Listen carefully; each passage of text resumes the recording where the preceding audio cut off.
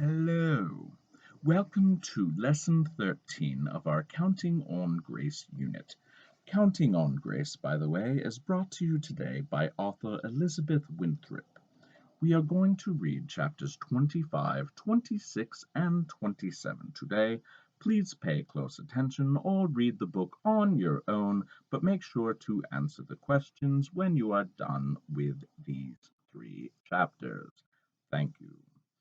So today I am going to change my accent into a boring American accent so you might better understand the words that are coming out of my mouth because I know that you are used to mainly listening to that type of accent. Thank you.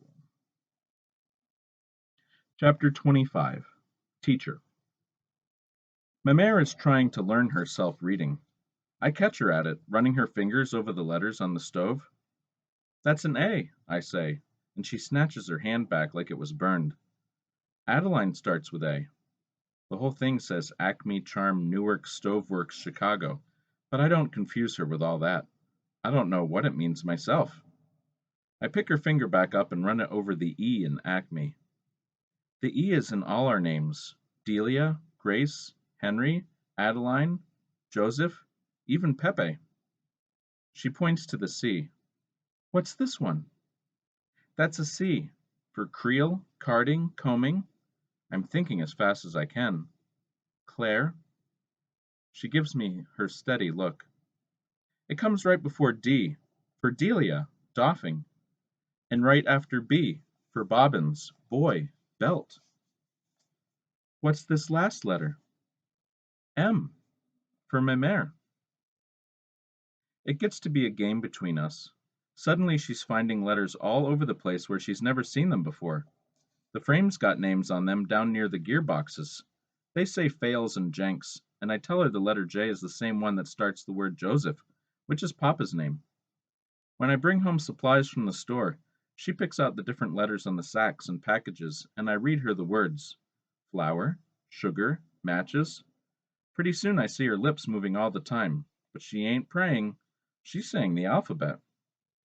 When I tell Miss Leslie that I'm teaching my mother to read, she gives me books to take home to her. They're the baby books that Henry and me started with, but Mamere don't seem to care. She studies over them under the kerosene lamp like she's figuring out some map to somewhere new. Everybody tiptoes around her, and nobody in the family says one word against it. Papa even plays the accordion those nights out on the front stoop, 'cause the music calms her and helps her to think. One night, through the wall, I hear him say, Adeline, you are something. What? Always fixing your eye on the next place to get to. She don't answer, least not loud enough for me to hear. One Sunday, when I'm hanging around after Mass, Mamere gives me a pinch. What are you doing? She asks me. It's time for your schooling. I give it up. I don't go no more. She studies me. You know as much as Miss Leslie, then? No. Then go. You can quit when I tell you it's time. My mother is a confusion to me, but I trot off down the hill without arguing. Truth is, I've been missing the Sundays now that the weather has cooled off. Besides, I may get to see Arthur. Without him, the mill is real lonely. When we were both doffing, I didn't get to talk to him much, but I could feel him moving up and down his frames when I was working mine. Valerie's gone over to doff for Mrs. Trottier, but it ain't the same. We don't have no history together. Mrs. Trottier is different now. Mamere says the accident, which is what we all call it, sharpened her up, and I guess she's right. Even French Johnny says she's up to speed. That's what the Hank clock shows, and the Hank clock don't ever lie.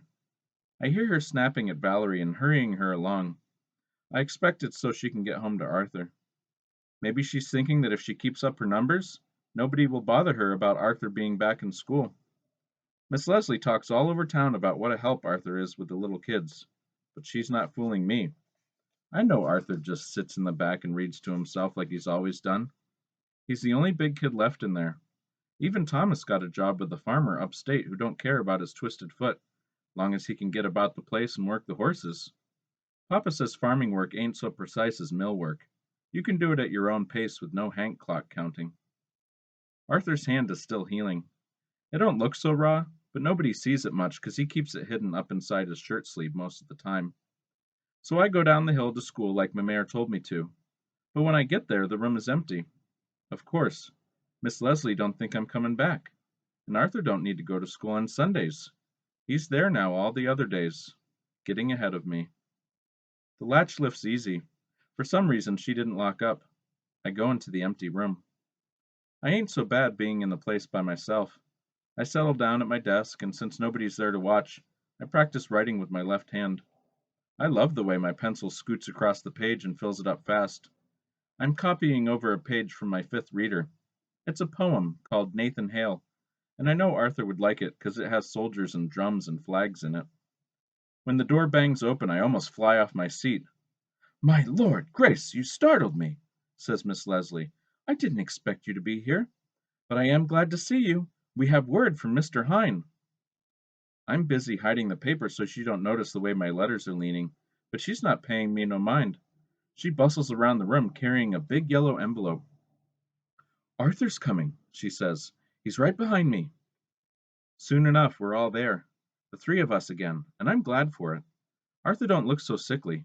Maybe his mangled hand stops hurting now and again. Miss Leslie is so excited that we heard from Mr. Hine. She takes care to lock the door, and then we settle down around her desk to see what he sent. First thing she pulls out of the envelope is nothing but a thin, skinny book she calls a report. The pictures show kids working in the mill. There's a bobbin winder boy in a factory, and a bunch of kids standing outside and a line of kids going to work. Arthur studies on them for so long that I have to pull the report away from him so I can get a closer look. "These pictures don't show us," I say. "He didn't send nothing else?" Miss Leslie pulls out a big notebook and a letter. This is what he wrote. I open up the book and smooth down the lined pages. "He promised to send me one of these." "When?" Arthur asks. "He left a note on our kitchen table." Arthur looks mad that I got something and he didn't. "You never told me that." "Are you two listening?" Miss Leslie says. "The notebook is for both of you." Now I'm mad. Mr. Hine said he would give me my own notebook, not one I've got to share with Arthur. She reads, "Dear Miss Leslie, as promised, I'm sending you the report we made of mill conditions in the whole of New England. Also, here's a notebook for Grace and Arthur. I would be most grateful if they could write a full description of their daily lives in and out of the mill. Hard facts and details, which support what people see in my photographs, have proven to be most helpful in convincing the public of the truth of our cause. Yours cordially, Lewis Hine." "He wants us to write in this book?" Arthur asks. "What are we supposed to say?" "Put down your life before it disappears," I tell him. That's what he told me. But I am sad too. "Where are my pictures? He promised to send them. There ain't nothing more in that package." "That's it, Grace. There's nothing more." "I told you the man don't keep his promises," Arthur growled. "Doesn't," says Miss Leslie as usual.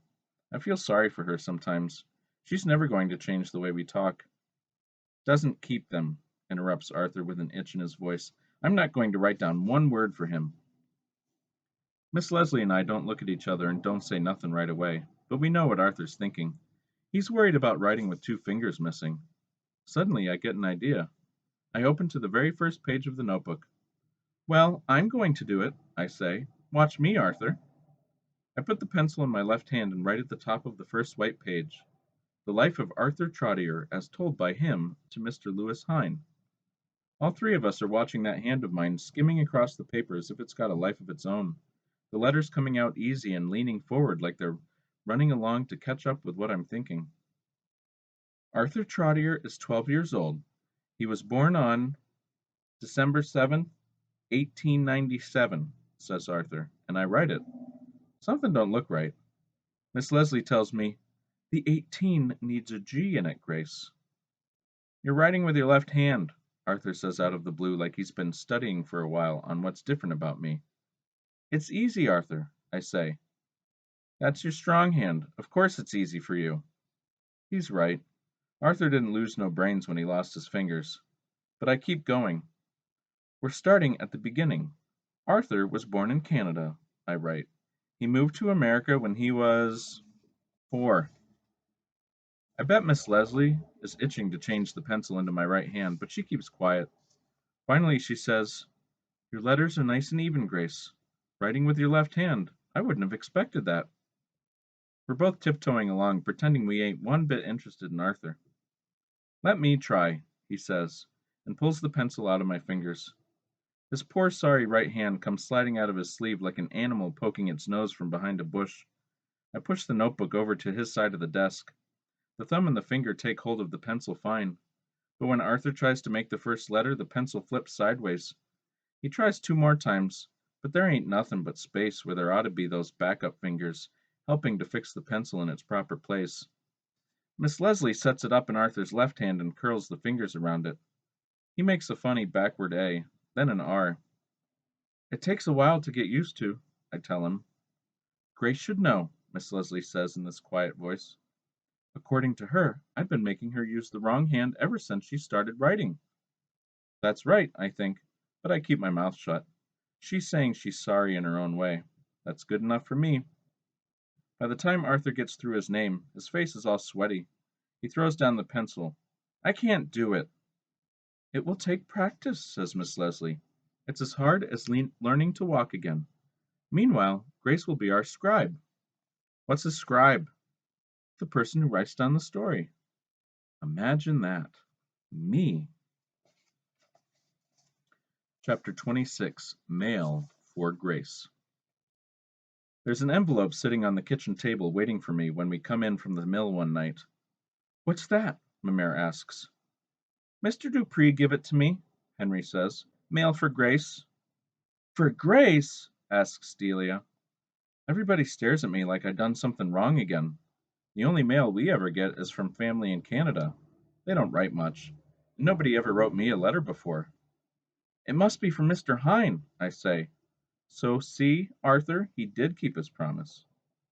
We five slide into our seats around the table as if we're settling down for supper. Everybody's got their eyes on that envelope like it might stand up and walk off if we don't keep watching it. "It says Grace Forcier, right here." Mamere is running her finger across my name in the black ink. "And Louis Hine, up here in the corner. National Child—" I stop myself. Labor Committee. I should have known that was coming. It's exactly what Mr. Hine wrote at the top of Miss Leslie's envelope. "Child what?" Mamere asks. I have to lie. I can't read the other words, but it come all the way from New York City. I flip the envelope over quick, but I don't need to worry too much. Mamere is getting pretty good at reading, but not so she could piece that one out. Papa hands me a knife. I slit open the top of the envelope and peek inside. There are 2 pictures. I pull out the first one and look at it, taking my time. When Henry tries to poke his nose in, I push him away with my elbow. It's me, the same one I saw before, but this time I'm not a ghost girl. My hair is dark and pulled back off my head. My eyes are big and staring right at old Mr. Graflex, just like Mr. Hine told me to do. I'm leaning on Marie still, and my left arm looks all skinny and strange, which don't make no sense, 'cause that's my strong arm. My big clumsy right hand with the cut on the top hangs down below my pocket, which is bulging out with cotton waste. My feet are black with oil as usual. The smock's got grease spots all over it. I still have a fearful look on my face, like I think Mr. Graflex might gobble me up if I don't watch him every minute. And my eyes have this old woman worry in them. But you know what? I think I'm kind of pretty too. The others can't wait no longer. Delia snatches the picture out of my hand and studies it with Papa and Henry looking on. Then she shrugs and hands it to Mamere. Seems like we're all waiting for Mamere and what she's going to say. She puts out a finger and touches me somewhere on the face, and then before any one of us can stop her, she rips the picture in half, and then again, and then another time. She goes on ripping while I open my mouth to scream, but no sound comes out. "Adeline, what are you doing?" my father cries, but by then I am nothing but a heap of shredded, jumbled up paper on the tablecloth.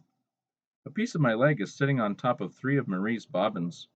One of my big eyes got ripped apart from the other and is staring up at me from the pile. "That Mr. Hine is a bad man," Mamere says, slapping her palm on top of me, all piled in jagged pieces. "I won't have people seeing Grace in her mill smock. He should have pictured her in her Sunday dress." I am out of the room before anybody else moves. I am running and running, stumbling over my own feet as I head down the hill. I've got Mr. Hind's envelope pressed close to me, and nobody is ever going to get it away from me. I've gone into hiding down in Arthur's old place, the tumble-down shack by the river. I don't even know how I got myself there, but there are bramble scrapes across my cheeks because I was moving fast, not caring what snatched out at me from the woods. I'm curled in the corner and I'm talking quiet. It's time you come back to get me, Pipe. I'm ready to go to Canada now. I hate my mare. She slapped you in the face and now she ripped me in two. I can't doff next to her no more. If you don't come soon, I'm headed upriver on my own to find you.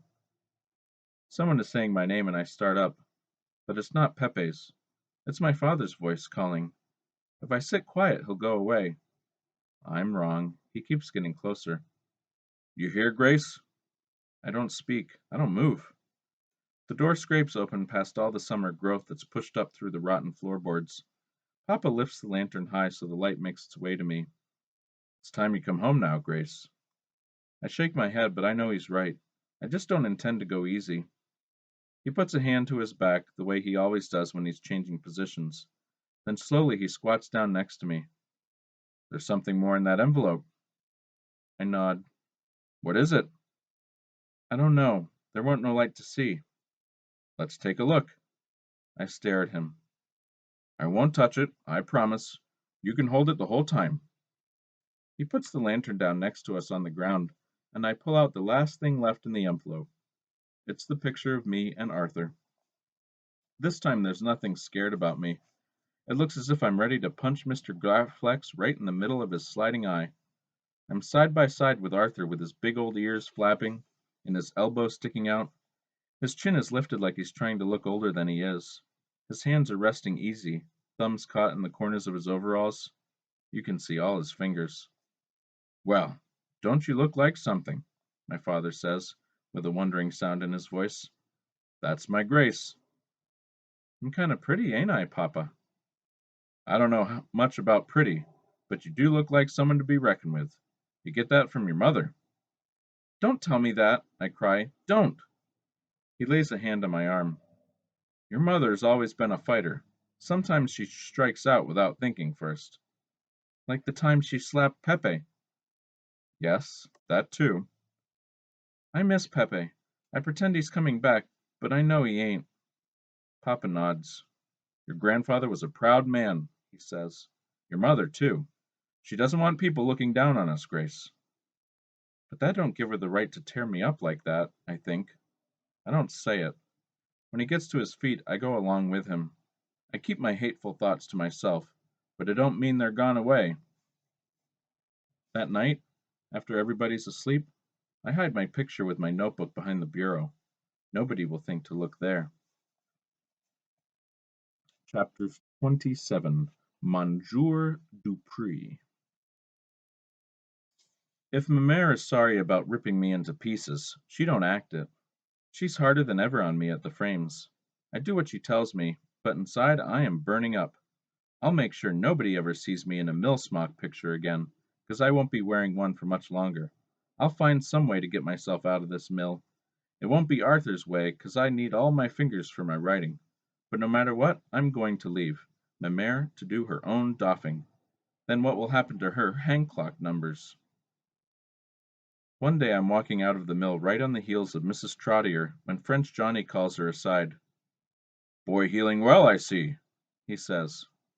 She don't speak, but I can see her giving him a look. He should be ready to come back in any day now. The hand pains him bad, she says. He can wrap his fingers round a broom, sure enough. There's always sweeping to be done. Mrs. Trottier turns on her heel. You don't have much more time, French Johnny calls after her. I know what he's saying. The boy don't work, then no more housing. It's just like Miss Leslie said. The mill finds a way to suck you back in. We flow out of the building, the whole crowd of us shoulder to shoulder, like a river running down the side of a hill. Some of us peel off to climb the wooden steps to the store, where the doors are always open when the mill closes. As Papa says, we might as well just hand our pay right over to Mr. Dupree at the end of the week, 'cause that's where the most of it goes. Seems to me I'm angry at everybody these days. And now I've come to understand I'm doffing all those long hours just for Mr. Dupree. I'm noisier than ever with my store counting. It makes the others in line snigger to see him dealing with me, and they've taken to pushing me to the front so they can listen. Now let's see, I say, licking his pencil and doing my figuring. The bag of flour is 25 cents, and the 3 yards of muslin for my sister, Delia, that's another 35. 5 and 5 is 10, carry the 1. You do that on your own time, he growls. Lots of people in line here. Next. Mrs. Trottier is standing behind me. I'll wait, she says in a clear enough voice. Everybody laughs. 1 and 2 is 3, and 3 is 6, I go on. 60 cents for today, Mr. Dupree. I'll write the date on that, 'cause my papa always wants to know. What day is it? August 27th, 1910, Mrs. Trottier says. I write it down and fold the paper away into my pocket. You watch yourself, missy, Mr. Dupree hisses at me. He leans down close to the counter, and I want to take a step back in case spit flies out of his mouth, but I hold my ground. You and that Miss Leslie of yours are both going to catch trouble. Whatever do you mean by that, Monsieur Dupree? Mrs. Trottier asks, her hand on my arm as a way of saying, I'm right here with you. None of your business, he says as he straightens up. And as for you, Madame Trottier, no, there is no letter for you today, and no more credit neither. Mr. Wilson's cut you off. I can feel her hand go slack, like all the hope for that letter from Mr. Trottier's cousin was caught up inside her finger bones, but her face don't show it. That's what's different about Mrs. Trottier now. She don't show people no more how her troubles might be getting to her. The line behind us goes silent. We're all of us thinking, whatever is she going to do now?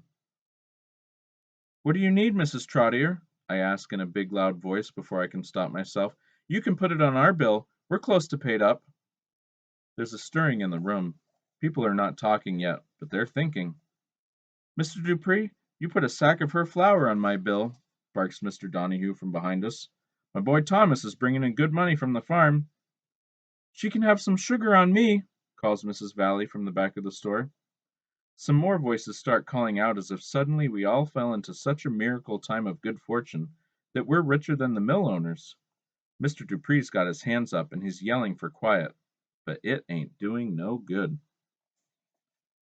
By the time we get out of there, Mrs. Trottier is so loaded down with supplies we can't hardly carry them between us.